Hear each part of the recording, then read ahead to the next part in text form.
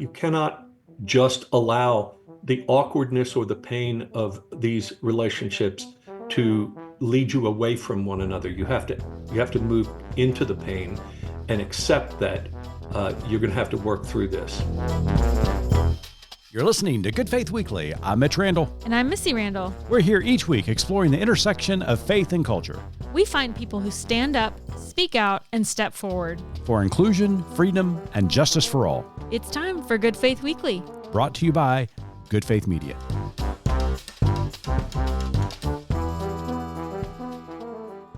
On October 7th, 2023, Hamas militants launched a morning assault, firing 2,200 rockets into Israel.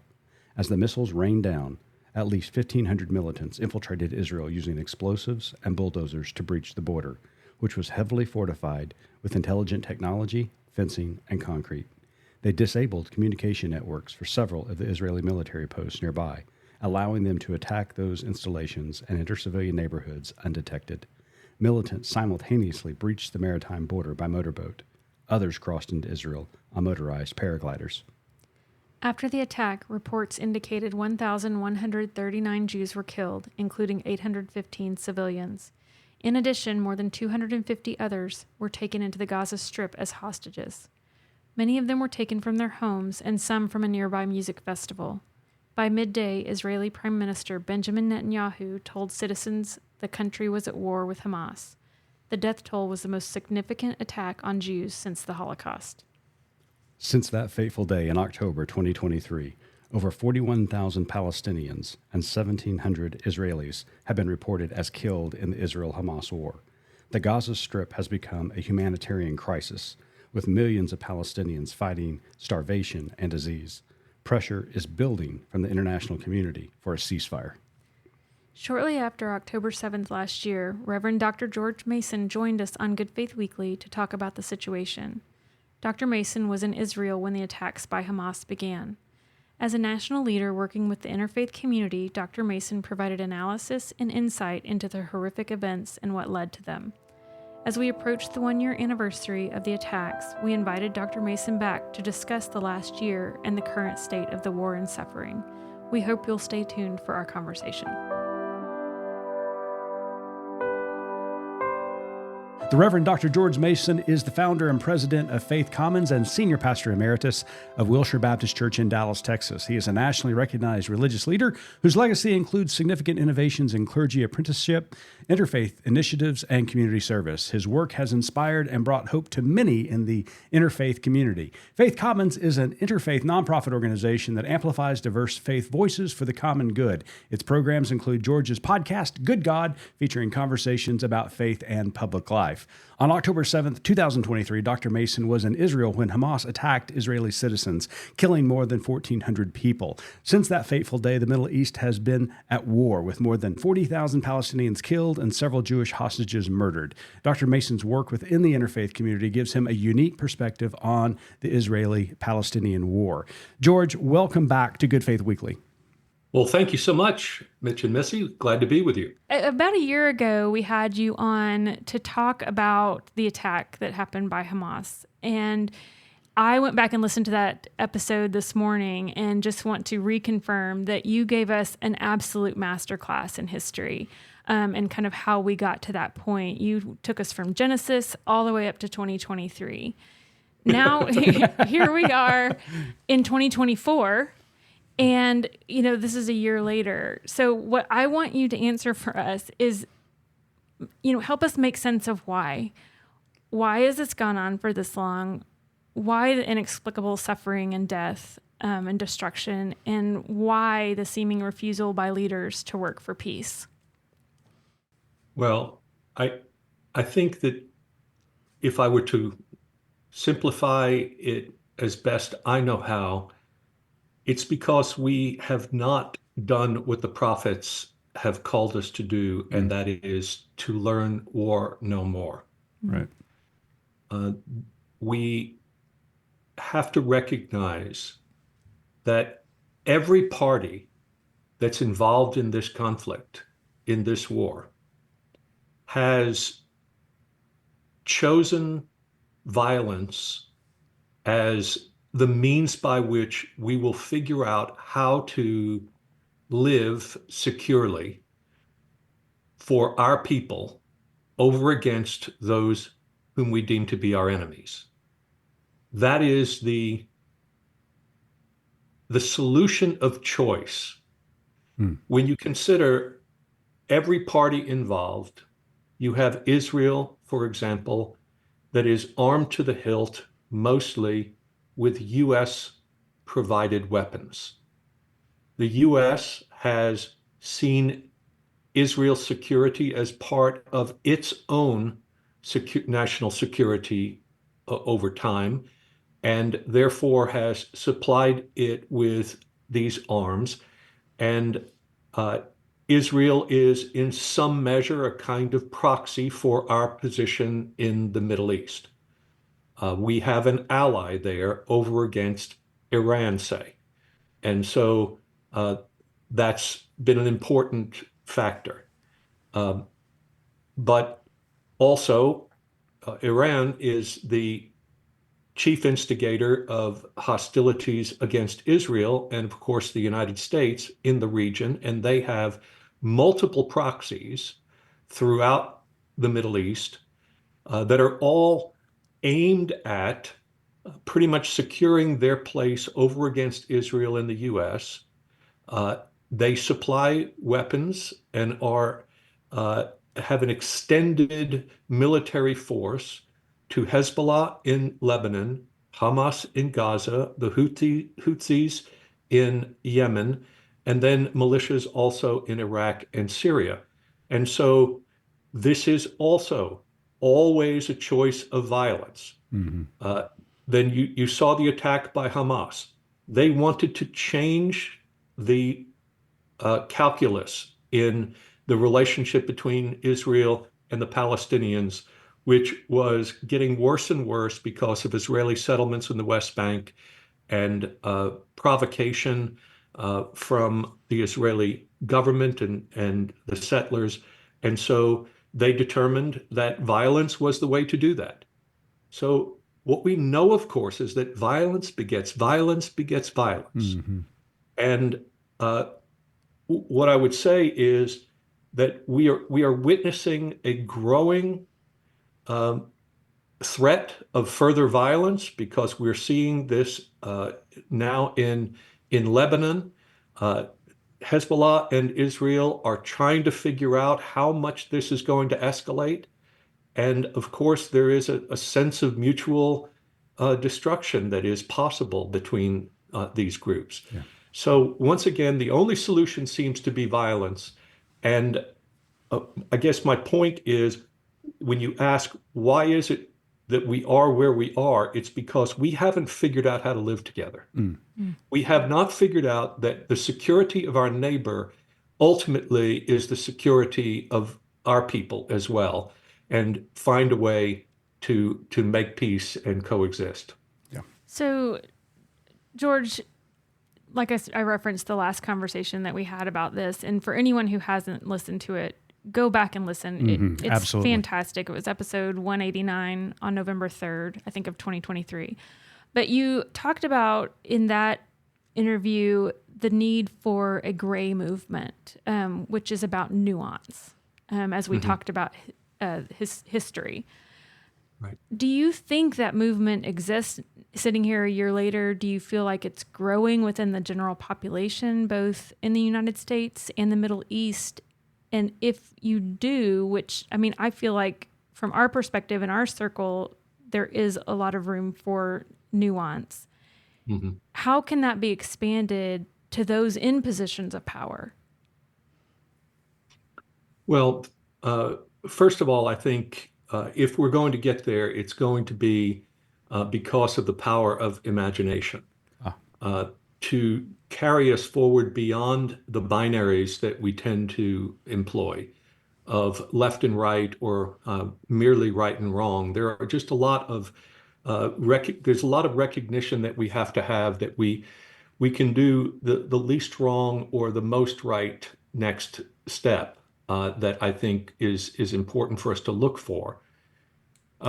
in some ways, we are more entrenched than ever by some parties because they have made it, whether you are supportive of Israel and its right to exist, a litmus test for whether you can have friendship and conversation, or if you are not, uh, in a sense, calling what is happening in Gaza a genocide or the occupation and apartheid or settler colonialism, you can't, really say that you're supportive of Palestinians.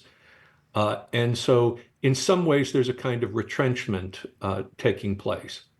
Now, having said that, I think at the same time, people are beginning to realize that the old ideas of how things will be solved in the Middle East are beginning to break down, and that is going to give some more room for us to rethink how we move forward.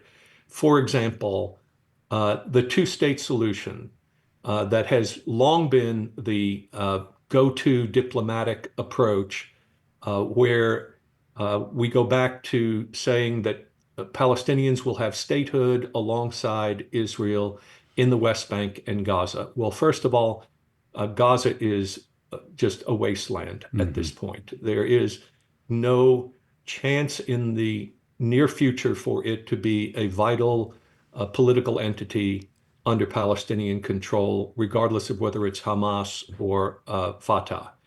Uh, the the truth is that in the West Bank, uh, you have had such a, a growth of settlements that have been built as essentially um, miniature fortresses and outposts for military action, that there's not much room left, not just geography, but psychic room left for there to be uh, a, a vital Palestinian state alongside Israel. It's been sort of crowded out, if you will. And those settlements are not just going to be destroyed uh, and Jewish extremists moved back into Israel proper. It's just not going to happen. And so we have to rethink that. And I think a lot of people are rethinking that now.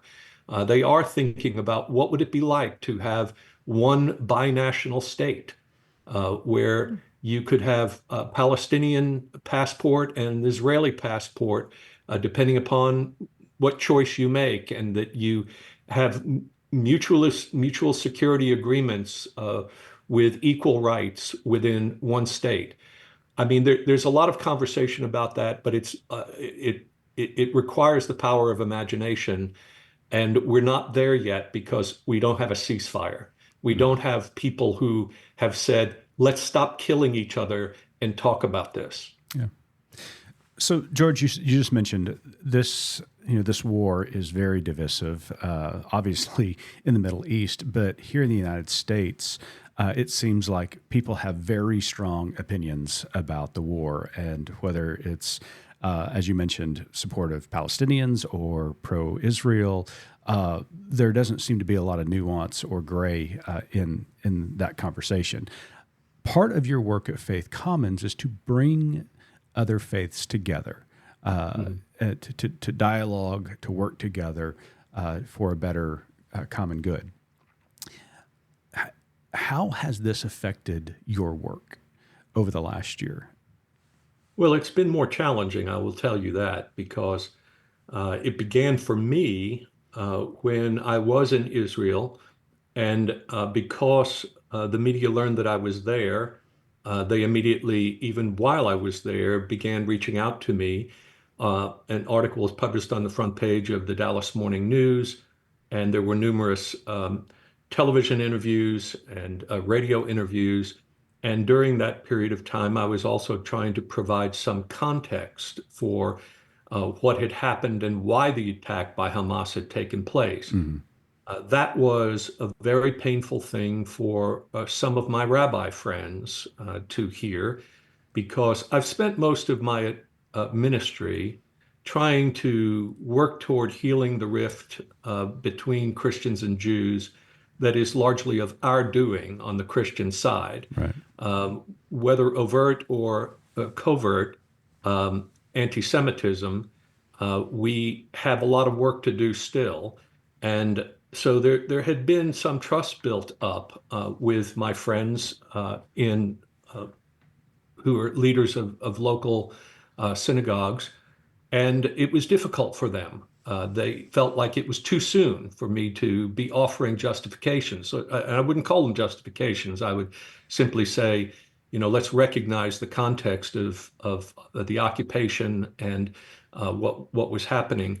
But it was felt to have been insensitive to the Jewish community when this vicious and horrid attack by Hamas had taken so many lives and brutalized uh, people, and the trauma that was inflicted both physically and also emotionally, not only on Israelis, but Jews across the world.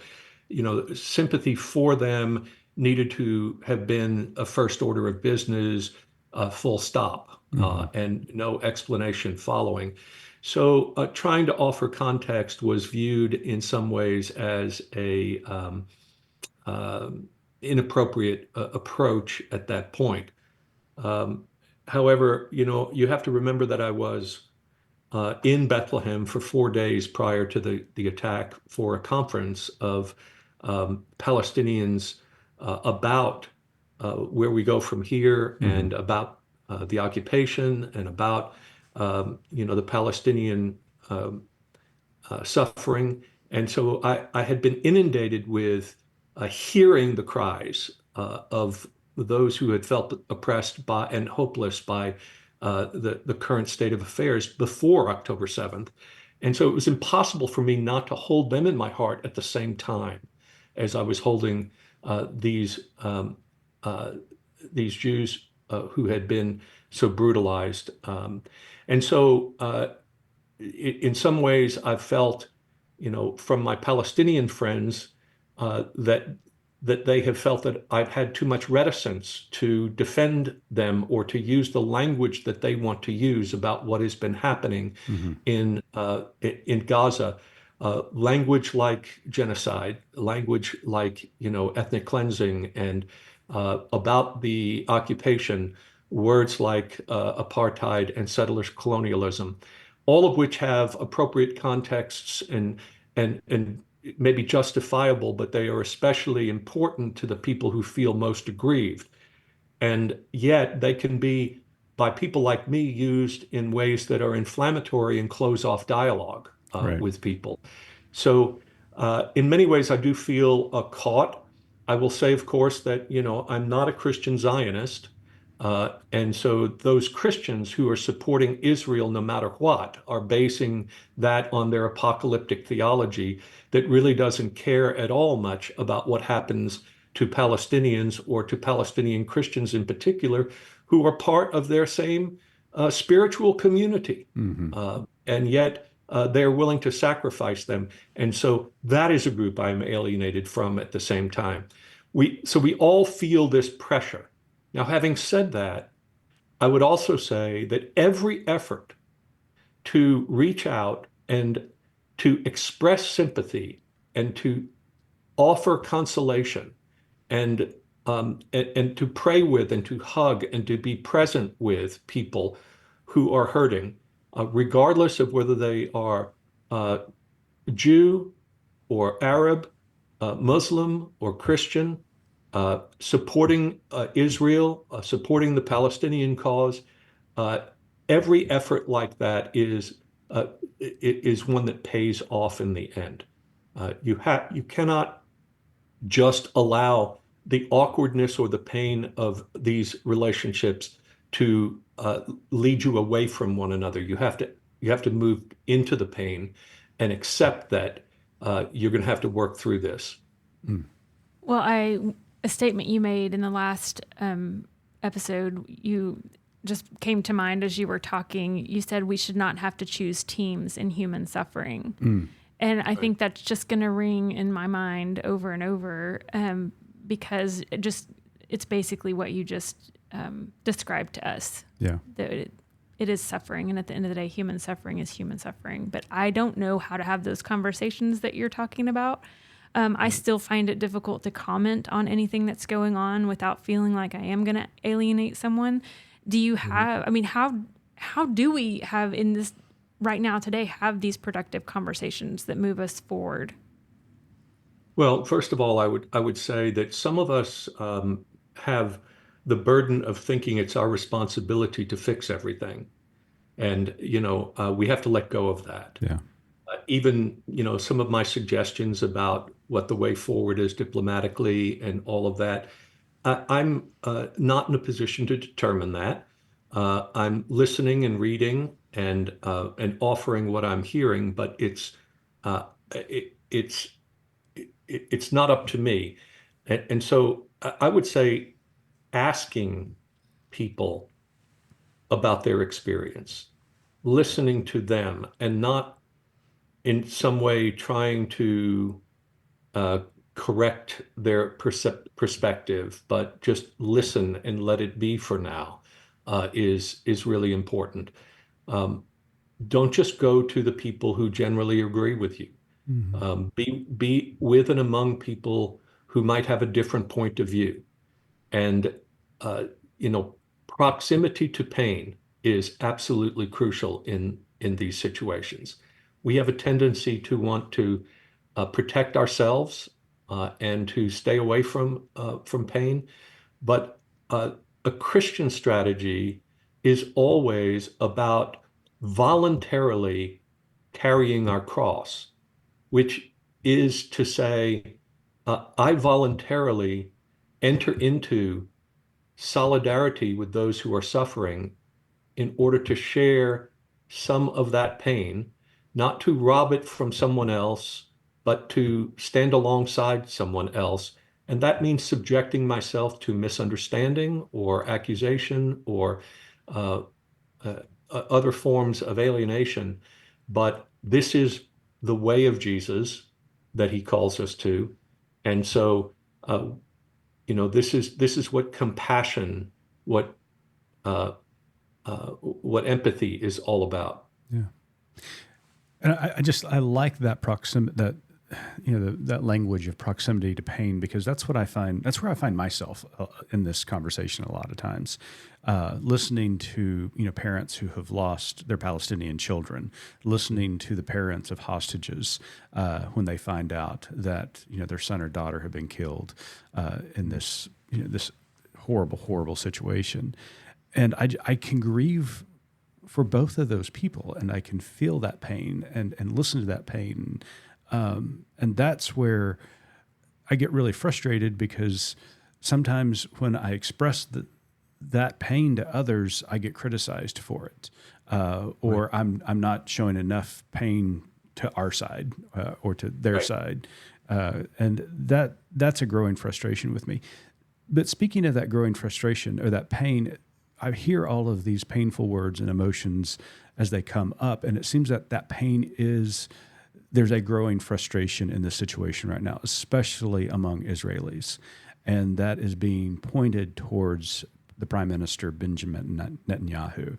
There's a lot of protests going on in Israel right now that he's not doing enough to bring this to an end. Are you hearing that from your Jewish friends in the interfaith community, that there is something swelling up among Israelis, that they're tired of this, they're ready for peace? Well, yes, that's true, but I would also say they were feeling that way before Right. October 7th. Yeah. Remember that they had every Saturday night after Shabbat, uh, they were gathering in the streets, and tens of thousands were protesting Netanyahu's policies as being increasingly undemocratic and dangerous and contrary to Jewish values. Now, in the wake of October 7th, of course, those were muted and everyone, pretty much gathered together. But there is a Sure. kind of renewed sense that Netanyahu's only aim is perpetual war, which keeps him in power. The language of security is one that is a bottomless pit. When you start talking about security, you'll just if it's defined only in terms of conflict with enemies, you're just perpetually going to be there. Mhm. And so, that's why the things like the Camp David Accords, where Jimmy Carter and Egypt and Israel were able to come to a peace agreement that has created stability and whatnot in that region between Israel and Egypt. It was a breakthrough that we should see as a model for what can be, but it's not going to be until I think probably Netanyahu uh, sees some way out of this other than perpetual war. Mm. And, part of your career, George, you have worked with pastors on many different occasions, many different levels, with your ministry there at Wilshire and Dallas. We are coming up on the year anniversary, and there may be some pastors out there in the audience who are thinking about bringing this to the attention of their congregations. How would you suggest pastors deal with this crisis and this anniversary? Should they mention it? A lot of people are just going to ignore it, but there are some people who really want to take a moment and pause that this is a significant moment in history. Anytime Christians can raise their voice in solidarity with those who are suffering and name that suffering, it is an important witness for those who are outside the church and even those inside the church. So I would name it, and I would offer prayers and confessions too of how we have been complicit and be repentant about the ways we have blithely supported one people against another and undermined the message of Christ in doing so. So this is not about moral equivalency. It's not about both sidesism Mm-hmm. to mention the suffering of Israelis and Jews and Palestinians uh, and Christians and Muslims, name them all. Uh, but, mothers on both sides have lost their children.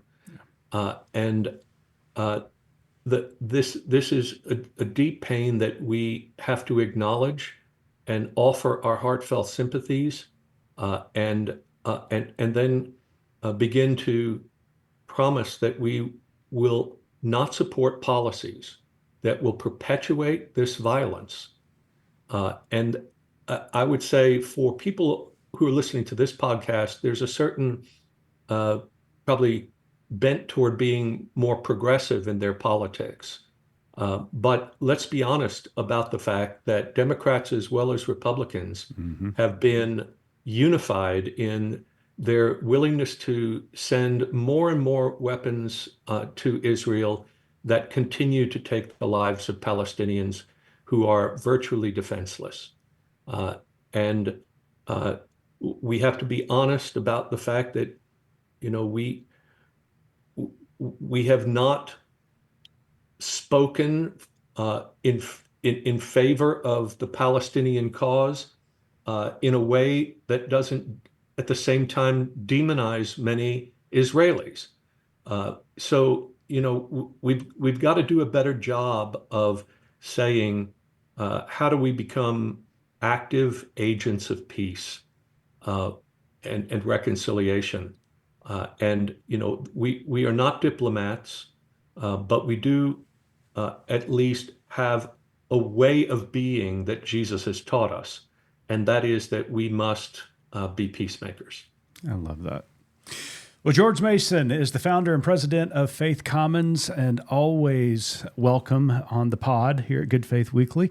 But George, it's been a pleasure to talk to you. But before we let you go, we got one last question, and Missy always has the honor of asking it.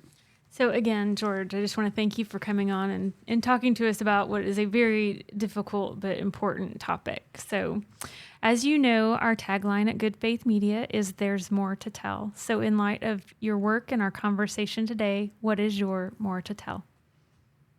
That it's not really true that the future is just about things that evolve because we are involved in it, and then we report on that as if it has just grown out of our collective efforts. The more to tell from a spiritual point of view is rooted in our conviction that God is active in the world and that is coming to us, and that there are surprises that await us.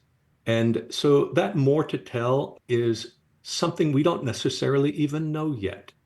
And so let's not allow ourselves cockeyed optimism based upon our commitment to certain policies or ideals, nor despair over the state of the world.